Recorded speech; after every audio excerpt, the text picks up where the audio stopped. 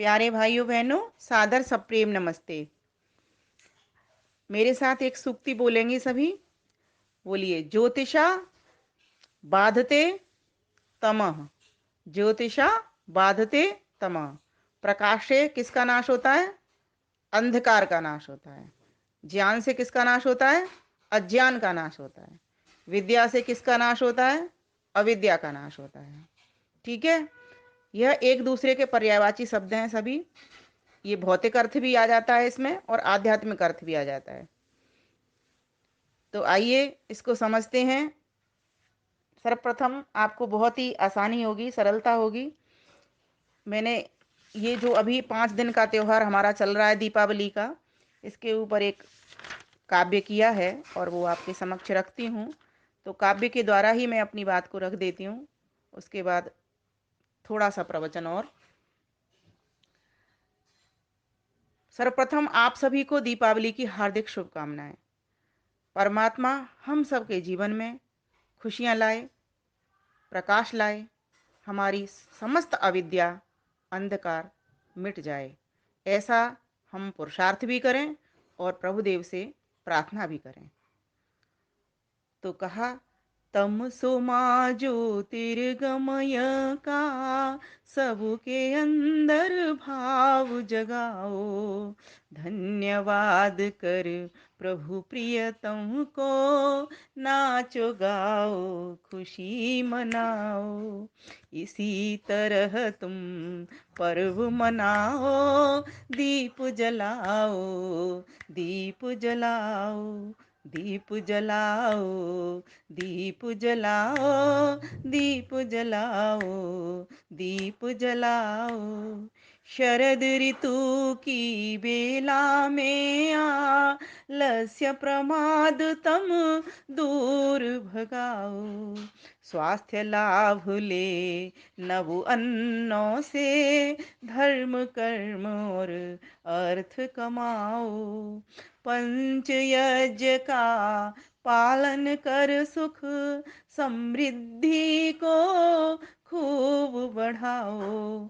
ऐसे ही तुम पर्व मनाओ, दीप जलाओ, दीप जलाओ। कल हम सभी ने क्या मनाया था? धनतेरस। किस लिए मनाई जाती है वो? धन्वंतरी ऋषि की जयंती का दिन है। और दूसरा, जब धन्वंतरी जयंती कौन है? तो कहा था वो आयुर्वेद के जाता हैं, अर्थात जिन्होंने हमें आयुर्वेद के सूत्र दिए कि किस प्रकार से हम अपने शरीर को स्वस्थ रख सकें। हमारी स्वास्थ्य जब सुंदर होगा, स्वस्थ होगा, जब हम स्वस्थ होंगे तो हम लंबी आयु भी जिएंगे और हमारा मन भी फिर उसके हिसाब से काम भी अच्छा करेगा, अर्थात मन भी स्वस्थ होगा। जब शरीर और मन दोनों स्वस्थ होते हैं तभी हमारी आत्मा बलवती हो सकती है। अन्यथा इन दोनों के अभाव में ही आत्मा फिर हीन होती चली जाती है, पतन को प्राप्त होती चली जाती है। तो पहला सुख क्या कहा? निरोगी काया। तो इसीलिए इस शरीर का हमने स्वास्थ्य लाभ के संबंध में कल जाना। इन 5 दिवसों का अपना एक अलग ही महत्व है। स्वास्थ्य संपदा तो एक धन है ही, लेकिन घर के भीतर की जो सामग्री है वह भी हमारा एक धन है, चाहे वह सोना हो, चाहे वह रुपया पैसा हो। तो इस प्रकार से हमने धनतेरस के रूप में इसको मनाया। और आज हम मना रहे हैं रूप चतुर्दशी। इसके भीतर हम बाह्य गुणों के साथ साथ आंतरिक गुणों को भी धारण करें। हमारा रूप हमारे चरित्र से सुंदर लगता है जब हम स्वस्थ होंगे बाहर से और भीतर से, और फिर हम गुणों से भी सुशोभित होंगे, तभी जा करके यह रूप चतुर्दशी हमारी सार्थक होगी। हमारे घर द्वार दरवाजे और जो कोने कुचारे नालियां, वे सब गंदे के गंदे पड़े रहते हैं। इनको स्वच्छ करें, हम शुद्ध हवा में जिएं, प्रकाशमय वातावरण में जिएं, बाह्य भी और आंतरिक भी, मन की भी सफाई रखें। तो इस प्रकार से हम अपने आप को रूपवान बना सकते हैं। तो यह रूप चतुर्दशी के नाम से जानी जाती है, नरक चतुर्दशी के नाम से जानी जाती है, यम चतुर्दशी के नाम से जानी जाती है। सबके अर्थ लगभग एक ही से हैं।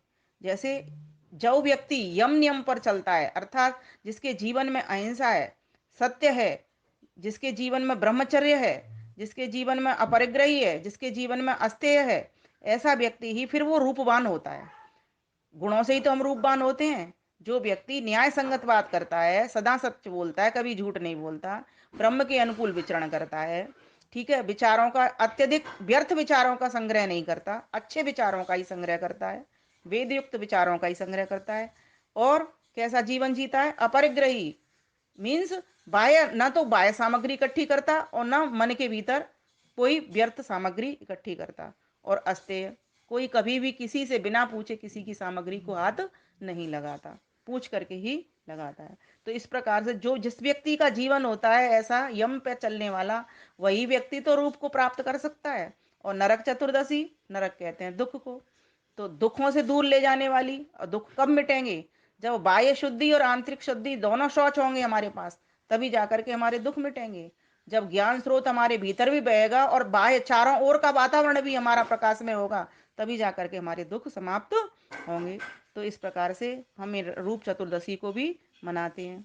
तो कहा, शरद ऋतु की बेला में आलस्य प्रमाद तम दूर भगाओ, स्वास्थ्य लाभ ले नव अन्नों से, धर्म कर्म और अर्थ कमाओ, पंच यज्ञ का पालन कर सुख समृद्धि को खूब बढ़ाओ, ऐसे ही तुम पर्व मनाओ, दीप जलाओ, दीप जलाओ।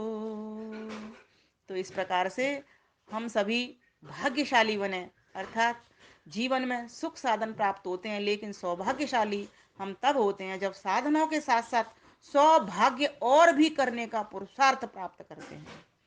और परम सौभाग्यशाली जब होते हैं कि जिनके पास जब भोजन है तो भूख भी होनी चाहिए, मखमल की सेज है तो नींद भी होनी चाहिए, धन है तो धर्म भी होना चाहिए, चित्र है तो चरित्र भी होना चाहिए, विशिष्टता है तो शिष्टता भी होनी चाहिए, सुंदर रूप है तो सुंदर चरित्र भी होने चाहिए, और जिसके पास संपत्ति है उसके पास सुमति भी होनी चाहिए।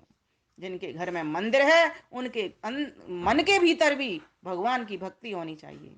जिनके पास व्यापार है उनका सुंदर व्यवहार भी होना चाहिए। जिनके पास विद्वता है उनके पास विनम्रता भी होनी चाहिए। जिनके पास प्रसिद्धि है उनके पास निरहंकारता, सुख शांति समृद्धि भी होनी चाहिए। और जिनके पास बुद्धि है उनके पास विवेक भी होना चाहिए। जिनके पास परिवार है, और अंत में मैं कहा करती हूँ कि उनके पास प्यार भी होना चाहिए। इस प्रकार यह सब अगर आपके पास है तो आपसे बड़ा धनवान, आपसे बड़ा रूपवान, आपसे बड़ा सौभाग्यशाली, आपसे बड़ा सहस्त्रशाली कोई भी संसार में नहीं है। तो इस प्रकार से हम गुणों से सुंदर बने, बाह्य भी ध्यान रखें और आंतरिक भी ध्यान रखें, दोनों प्रकार की शुद्धि रखें, और दोनों प्रकार से अपने आप को मजबूत बनाएं, बाह्य भी और आंतरिक भी, तभी जा करके हम रूपवान कहला सकते हैं। तो आप सभी को इस रूप चतुर्दशी की भी हार्दिक शुभकामनाएं। अब तीसरी बात आगे आएगी, दुखी अनाथों विधवाओं के तुम सच्चे साथी बन जाओ, जहाँ लगे तुमको अंधियारा, कर प्रकाश तुम दूर भगाओ, परम पिता की कृपा समझ कर तुम जनहित में लग जाओ, ऐसे ही तुम पर्व मनाओ, दीप जलाओ, दीप जलाओ। ये क्यों मनाते हैं, कैसे मनाना चाहिए दीपावली का पर्व, इसका महत्व तो क्या है? जब तक इस चीजों को नहीं समझेंगे तब तक हमारा वो काम उतना अच्छा बढ़िया नहीं होगा। क्या क्यों कैसे इन सब को अपने जीवन में अपनाओ, निर्माण करो उन्नत समाज का, देश प्रेम हित भाव जगाओ, यम नियमों पर चल कर के दीप सम तुम और जगमगाओ, ऐसे ही तुम पर्व मनाओ, दीप जलाओ, दीप जलाओ। दीपावली दीपों की अवली, अर्थ समझिए दीपावली का, ये संदेश सुनाती है, मिलो एकजुट हो जाओ, जीवन में समरस तालाओ।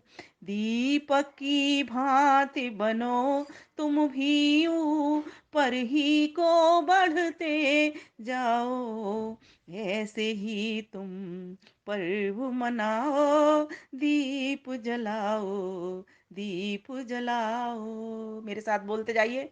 भानुम अनुहि, हम प्रकाश का वर्ण करें, सूरज का वर्ण करें, उस परम पिता परमेश्वर का वर्ण करें, तभी तो हमारे जीवन में प्रकाश आएगा। तो कहा कि किस प्रकार से दीपावली को मनाएं।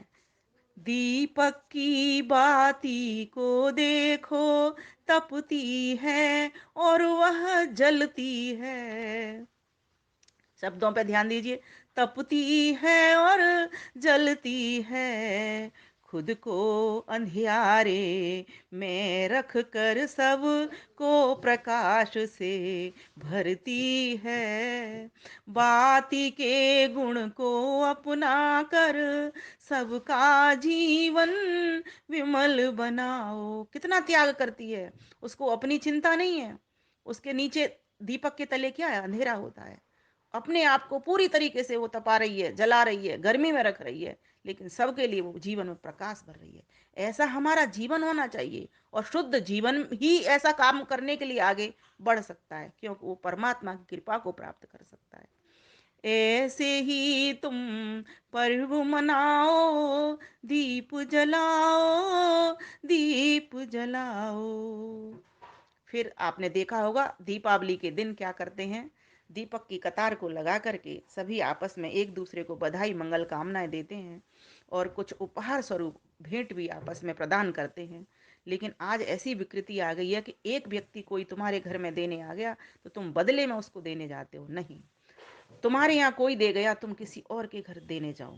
कोई बात नहीं, छोटा मोटा व्यवहार चलता है, लेकिन अपने उस वर्ग का भी ध्यान रखो जिस वर्ग के पास कोई नहीं पहुंचता है। ऐसे निर्धन वर्ग बहुत हैं, उनके घर में दिए जला के आओ। जहां दिए जल रहे हैं वहां जलाया तो उसका उतना ज्यादा न तो लाभ होगा, और न लोगों को उतना ज्यादा प्रभाव पड़ेगा उसका। लेकिन जब तुम दूसरों के यहाँ जाओगे, उसके घर में दीपक जलाओगे, ऐसी जगह पर जहां पर दिया कभी जलता नहीं, जिनके बच्चे भूखे हैं, जिनके घर में कभी प्रकाश हुआ ही नहीं, जो जो जिनके घर में वस्त्र ही नहीं आते, वो बेचारे दीपावली कैसे मनाएं। ऐसे घर में जाकर के दीपावली मनाओ, तो समझो चारों ओर प्रकाश होगा। फिर चारों ओर के प्रकाश से फिर आप कभी अंधकार में भी निकलोगे तो आपको ठोकर नहीं लगेगी। दूसरों को देने में तुम्हारा ही भला है, यह सोच करके जगह जगह पर तुम जाओ और वहां दीपक जलाओ। जलाओ दिए पर रहे ध्यान इतना, अंधेरा धरा पर कहीं रह न जाए। इस भाव के साथ तुम निकलो। देखो कहाँ कहाँ अंधेरा है।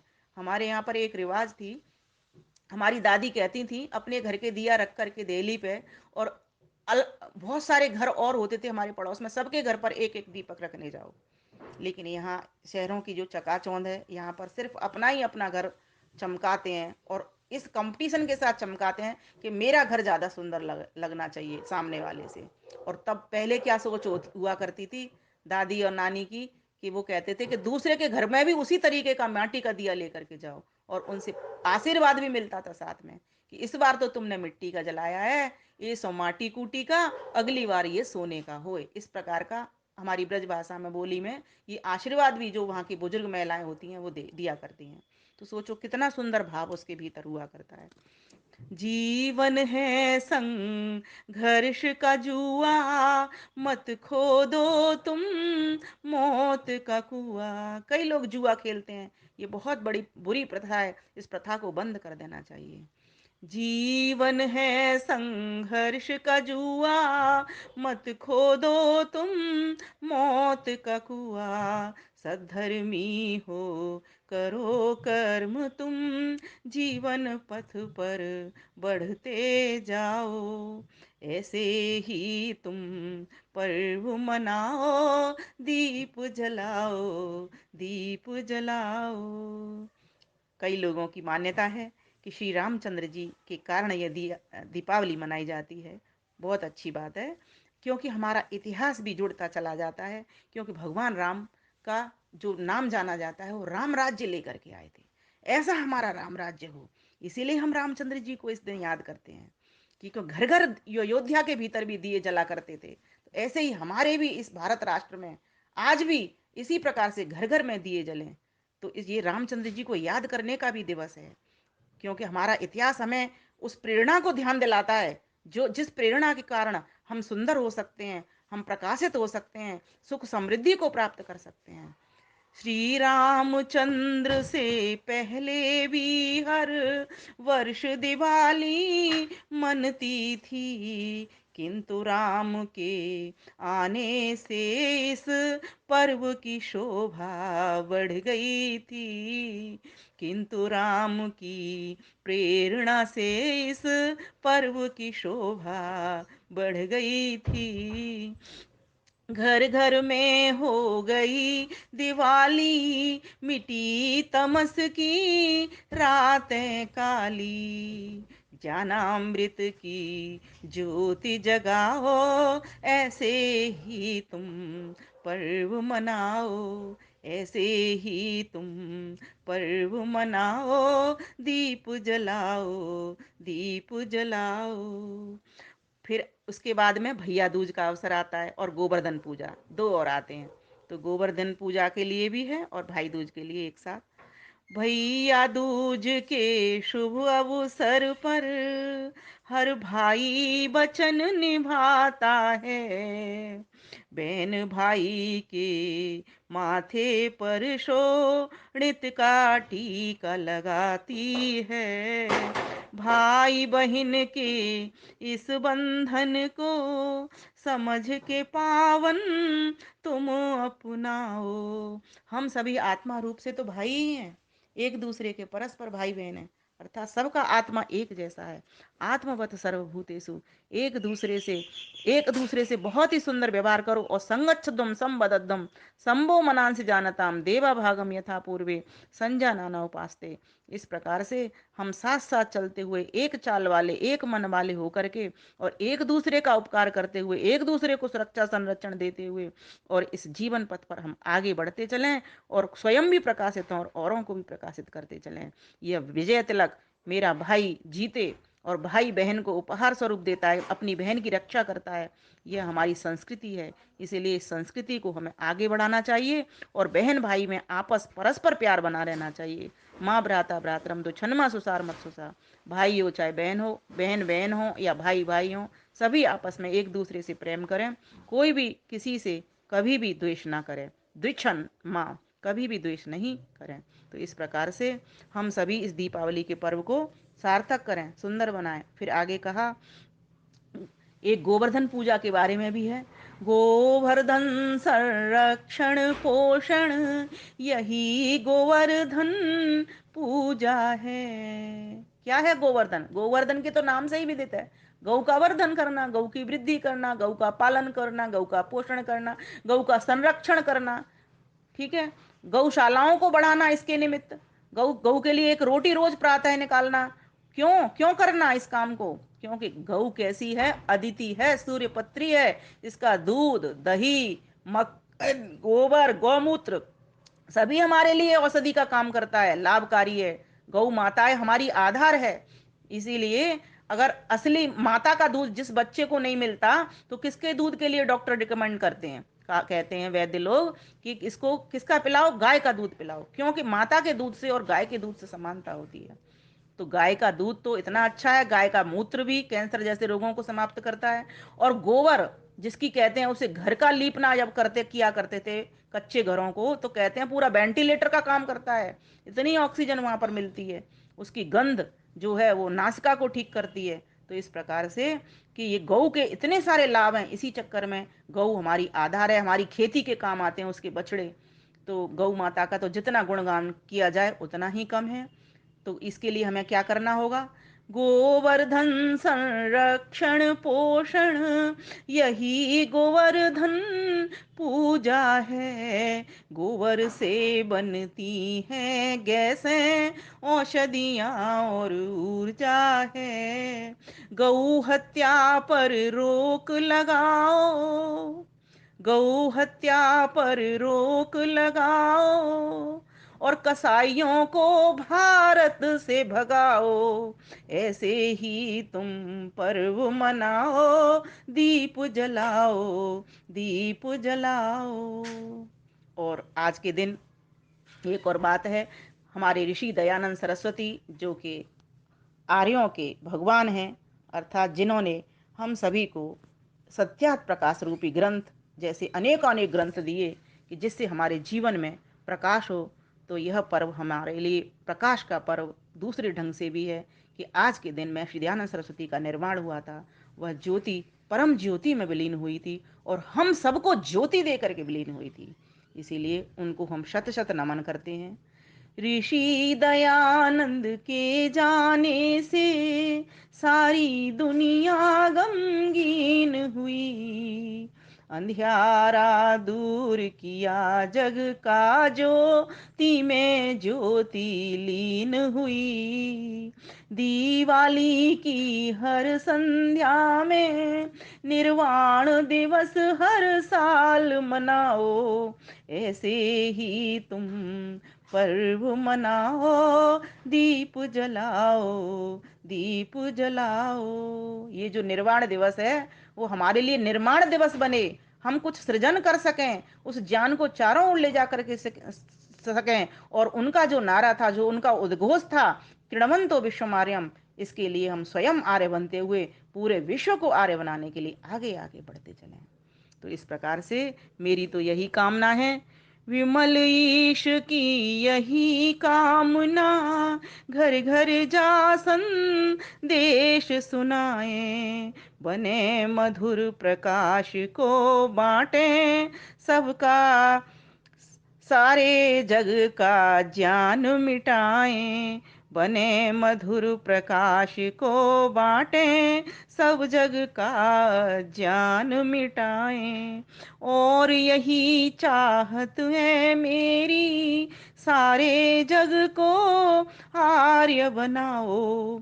ऐसे ही तुम पर्व मनाओ, दीप जलाओ, दीप जलाओ, दीप जलाओ, दीप जलाओ, दीप जलाओ, दीप जलाओ। दीपावली के 5 दिवस की आप सभी को हार्दिक शुभकामनाएं, लख लख बधाई। धन्यवाद, नमस्ते।